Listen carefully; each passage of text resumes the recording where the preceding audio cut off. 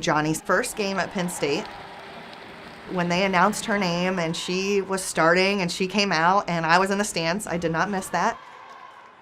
It was just phenomenal to me. Here she is doing what I've wanted to do my whole life. I was kind of like a little kid again. Growing up, I fell in love with volleyball. And because Jonni was 7 years younger than me, I had to take her everywhere I went. So every practice I had, every game I had, she was always with me in the gym. I always said growing up that volleyball was always going to be her sport. Like, that was her thing, never is going to be mine. And then she started playing and people were like, "You're not too bad at this." It was something that she always inspired me to become and be a part of. Ever since then, I never looked back.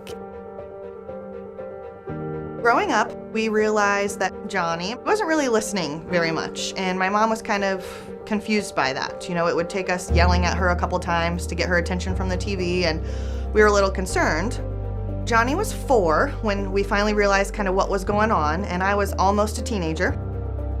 I went to the appointment with my mom and my sister, and we were sitting in the doctor's office. She was getting her hearing aids on. I really wasn't thinking anything of it. I remember sitting in the chair and the doctor turned them on and turned the sounds up and adjusted the volumes to what my test had required. And it was weird. Then my sister had to use the restroom.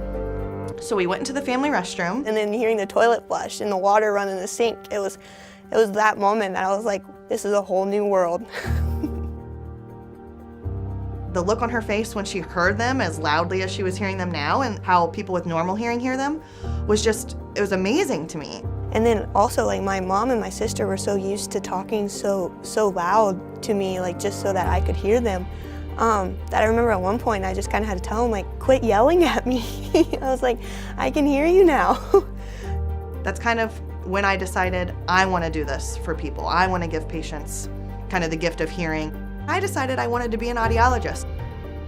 I went to undergrad, and then I went to grad school, and then I got my job, and I have never regretted it since.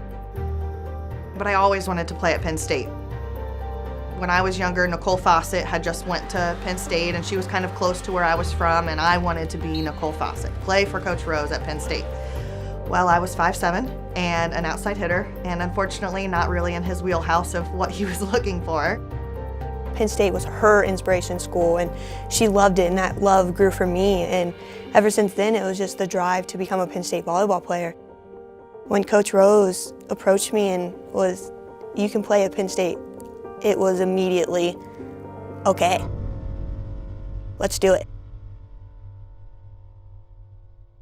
For Penn State, they're anchored by Jonni Parker, and she takes center stage in more ways than one here tonight as we are celebrating a silent set to get things started to raise awareness for The silent set was a great opportunity just to bring awareness to people with hearing loss. And that's my way of being a self-advocate and saying, I can do it, and there's no struggle that can be in anybody's way. We had even people from our sign language department here on campus come and do the national anthem, and it was new for fans. It was new for everybody. Up until the 9th point, which was my number, fans were encouraged to cheer using sign language. And it was kind of weird at first because it was silent. You kind of stepped into the world of someone with a hearing loss. They don't get to experience the cheers of the crowd or cheering on from a teammate from the bench. And on the 9th point, the crowd could go wild.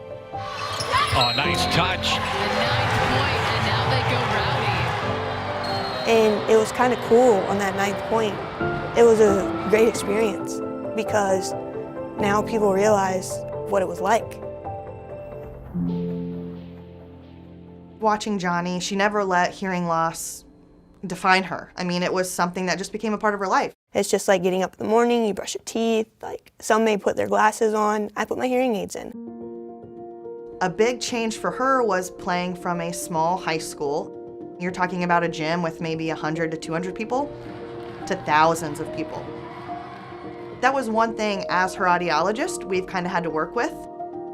The technology has just grown over the years. It's just as simple as I have an app on my phone and I can adjust a setting. You can adjust some filters for background noise. So she's got to be able to hear her teammates over some of the screaming fans and the bands. Not only is she my doctor and my sister, so then she explains it in greater detail. Not a lot of people get to say, my sister is my doctor, and I think that's really cool. A sport that I've loved my whole life, it's really fun to just have someone playing it and still doing it, and I'm really kind of concerned what I'm gonna do when she's no longer playing.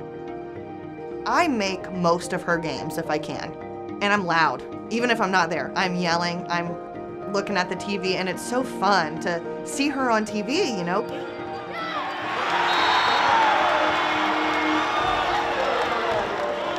Not only do I love watching her play, but I love sitting back and watching her coach or work with kids. I have chosen to be an elementary teacher with hopes of pursuing a master's in special education.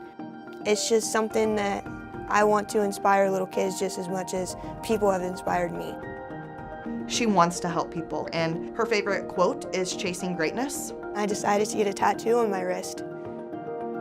It's in a spot that I see every day, and it's my daily reminder to always chase great.